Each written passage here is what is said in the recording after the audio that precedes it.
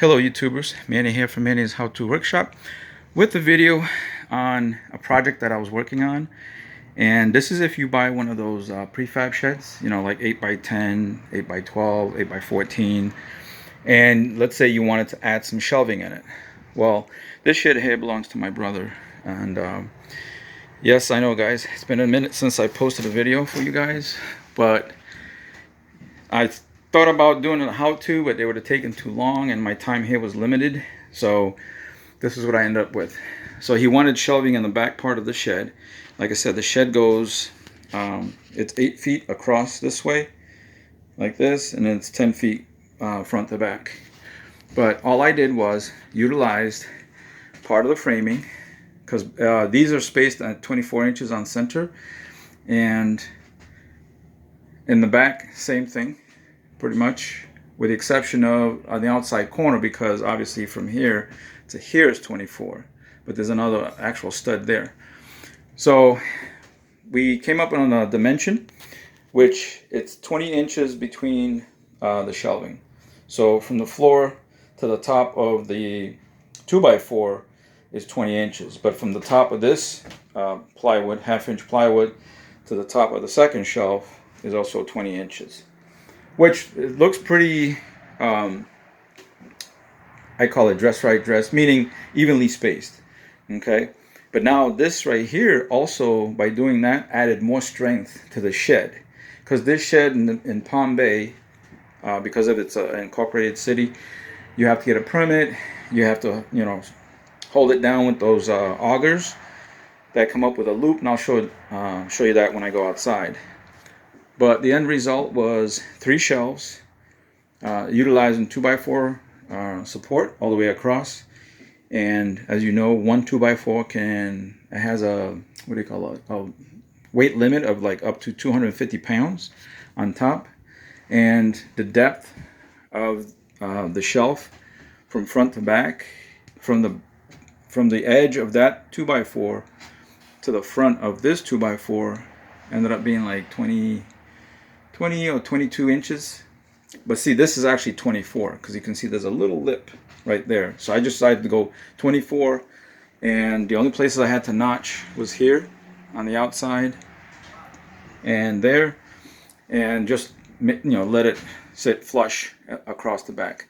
Minimal cutting because I didn't have my jigsaw, and then I used some 1 5/8 inch T25 screws, construction screws. And as you can see, this is how I supported them here with 2 3-inch T25 construction screws.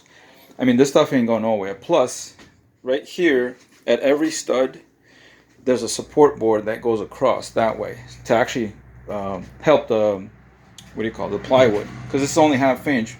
Not that it would bow that much, but just for added rigidness, I did that as well. But yeah, and it came out beautiful.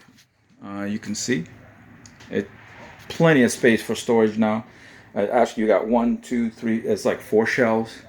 Later on, we're probably thinking about putting like a 2x4 going across the rafter, so you can store like long pieces of wood, or, you know, like lawn equipment. Up here, we're gonna probably put another 2x4 here, put those hanging hooks for lawn and garden tools. This is a little solar panel that's gonna light this light up here, even though these sheds come pre-made with this electrical.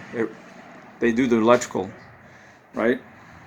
Because as you can see, they installed the switch, the GFI outlet, they gave you that extra cable there, because a lot of people put like a little workbench from there to either here or to about right there on the window.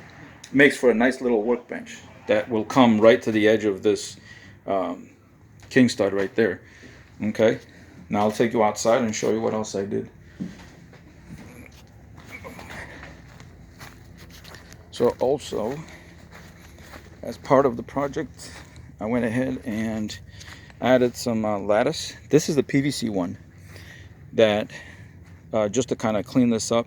And of course, later on he can come back and do 1x4 trim boards across the top, and then paint those black, because you can see the edging right here is black. and with this color it kind of matches. And this is just to clean it up a little bit and to keep huge critters from going underneath the shed and burrowing and, you know, making all kinds of crap in there. But I was able to get the 3 sides done.